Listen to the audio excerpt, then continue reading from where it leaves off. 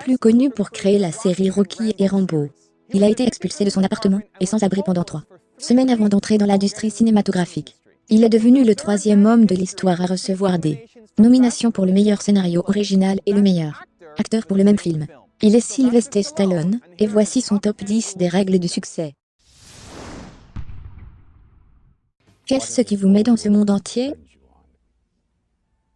Défi je vraiment j'aime juste je l'aime. J'aime être dit non, ça veut juste dire oui, tu sais.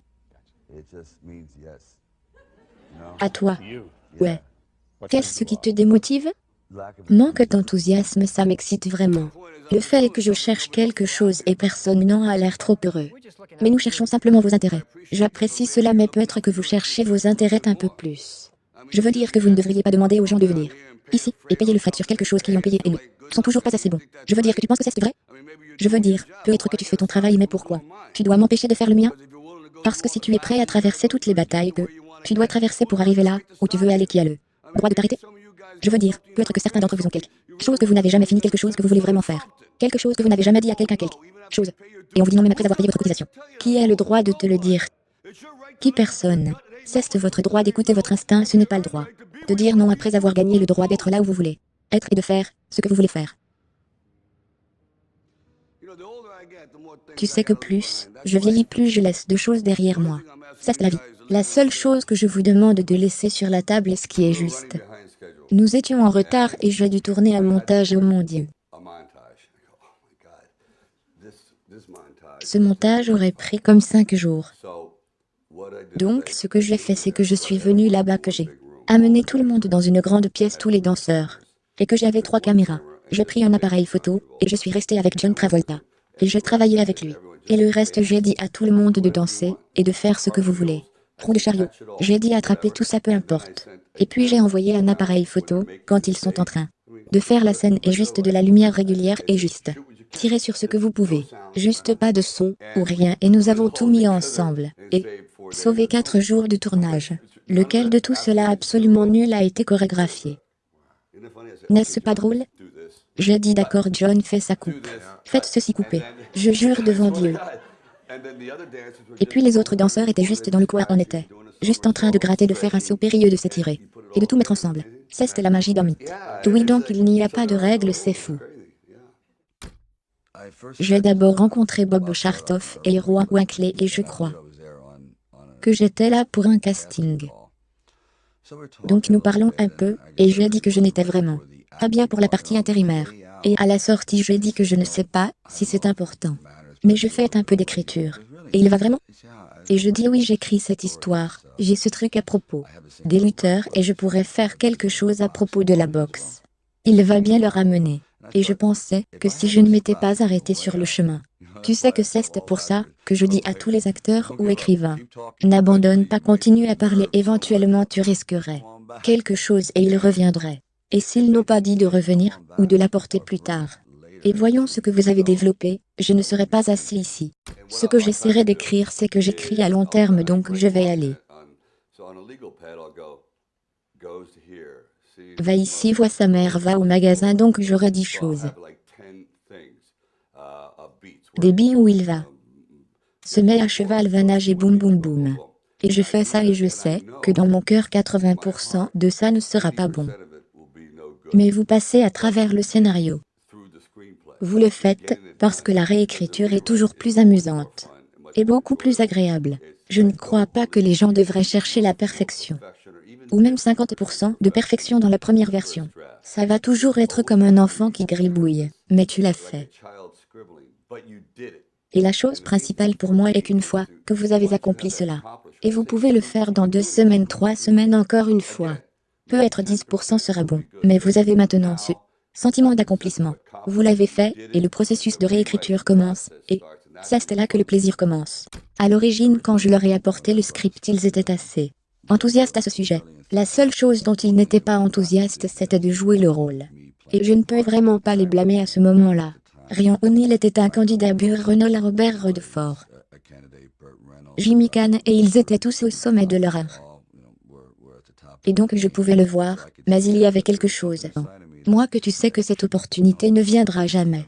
Et je n'étais vraiment pas habituée à l'argent, et je n'avais aucune idée de ce qui me manquerait. Mais la tentation a commencé à se manifester. D'abord c'était 25 000, puis 100 000 dollars, et je m'en vais jeûnant. Et jamais entendu parler. Parce que j'avais aimé, et à la banque, et comme je l'ai dit, je devais vendre mon chien et les choses ne semblaient pas très bonnes. Ma voiture de 40 dollars, je venais de sauter alors je prenais un bus pour aller travailler. Et ça n'avait pas d'importance, je voulais rester avec ça. Ensuite il est passé à 150 milliards 175 000, puis à 250 000. Maintenant ma tête commençait à tourner. Et ça a grimpé jusqu'à 330 000, et probablement j'ai entendu dire que ça allait à 360 000, et je me suis dit que tu savais. Vraiment que tu as vraiment bien géré la pauvreté, que tu as une science. Tu n'as vraiment pas besoin de beaucoup de vie sûre. J'avais comme compris. Donc je n'étais d'aucune façon habituée à la bonne vie. Donc vous savez quoi, je sais dans le fond de mon esprit si je vends ce script, et il le fait très bien, je vais sauter d'un bâtiment si je ne suis pas dedans. Cela ne fait aucun doute, je vais sauter devant un train, je vais être très énervé. Donc c'est une de ces choses où vous venez de lancer les dés, et vous volez par le siège adverbial de votre pantalon et dire que je dois l'essayer, juste le faire, je peux me tromper totalement. Et je vais prendre beaucoup de gens avec moi, mais je crois juste en cela. En écrivant je m'y oppose presque comme de l'exercice. Je me lève peut-être à 4h30 du matin, il faut 1 heure pour commencer. Et je vais commencer à écrire environ 3 heures. Et puis cela devient répétitif. Le lendemain je me lève, et même si je ne me sens pas inspirée, je vais m'asseoir pendant ces 3 heures, jusqu'à ce que le cerveau me dise d'accord, vous devez commencer à produire quelque chose. Donc essayez d'écrire rapidement, et je suis un modèle comme vous le feriez, si vous étiez dans l'armée, ou quoi que ce soit. Et puis cela me permet de traverser rapidement. Certains écrivains prendront 1 an, 2 ans, tout le monde a un processus différent. Mais c'est ce que je fais. J'écris mieux le matin. Beaucoup mieux. J'avais l'habitude d'écrire la nuit tout le temps, mais j'ai trouvé que tout le monde est mort, c'était sombre, un peu effrayant. C'était vraiment horrible, très déprimant. Puis j'ai réalisé qu'Edgar Allan Poe avait l'habitude d'écrire la nuit. Et j'ai compris pourquoi. Si vous n'avez jamais rien eu comme aujourd'hui, je vais aller bien, je vends. Je ne peux pas abandonner la maison. Mais si tu n'as pas la maison, et que tu n'as rien et que tu restes assise là et que tu vas bien, j'ai écrit ça pour moi, et je ne sais même pas si c'est si bon, mais évidemment quelqu'un aime ça. Je vais le regretter. Je sais que je vais le regretter. Je parie que je le dis 1 fois par semaine, je me promène et je dis Dieu merci tout le temps. Vraiment? Tout le temps tu as bien fait une chose. Dans la vie vous pourriez faire 1000 choses mal, vous faites juste une chose. Vous allez ouf, ça compense parfois les 999 autres erreurs. Abandonner quelque chose, pour obtenir quelque chose, et je pensais que je n'avais pas d'argent, donc, je n'avais pas de téléphone. Je peignais mes fenêtres en noir, alors je ne savais pas si le soleil se levait. Le soleil se couchait, tout ce que je savais c'était que je devais écrire. Et j'ai écrit, c'était très mauvais. Ce n'était pas bon du tout, mais chaque jour ça allait de mieux en mieux. Comme une machine, comme un muscle, jusqu'à ce que finalement, l'idée de Rocky vienne. Donc l'idée est que vous devez échouer 100 fois pour réussir 1 fois. Cela en fait partie. Personne ne réussit la première fois. C'est apprendre à ne pas être déçu, de ne pas comprendre l'échec. Tu apprends seulement quand tu échoues, tu n'apprends pas quand tu réussis. Mais quand vous échouez, c'est quand vous apprenez. Comme j'ai appris, j'ai été chanceux d'être un échec à New York. Et c'est la raison pour laquelle j'ai commencé à écrire ce qui m'a permis de réussir. Je devais m'instruire tôt, m'attendre à échouer, m'attendre à ça. Le convoiter, l'accueillir, ça va arriver. Mais ne le fais pas, ce n'est pas un état permanent.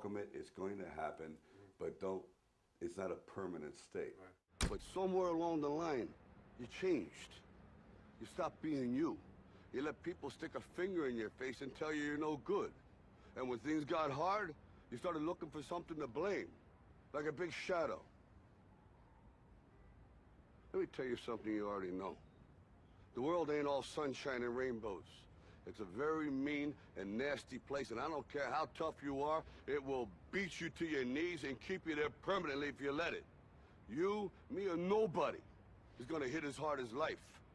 But it ain't about how hard you hit. It's about how hard you can get hit and keep moving forward. How much you can take and keep moving forward. That's how winning is done. Now, if you know what you're worth, now go out and get what you're worth. But you gotta be willing to take the hits and not pointing fingers saying you ain't where you want to be because of him or her or anybody. Merci beaucoup d'avoir regardé. J'ai fait cette vidéo parce que Daniel Danny Frankel me l'a demandé. Donc s'il y a un entrepreneur célèbre que vous voulez que je profile ensuite, laissez-le dans les commentaires ci-dessous et je verrai ce que je peux faire.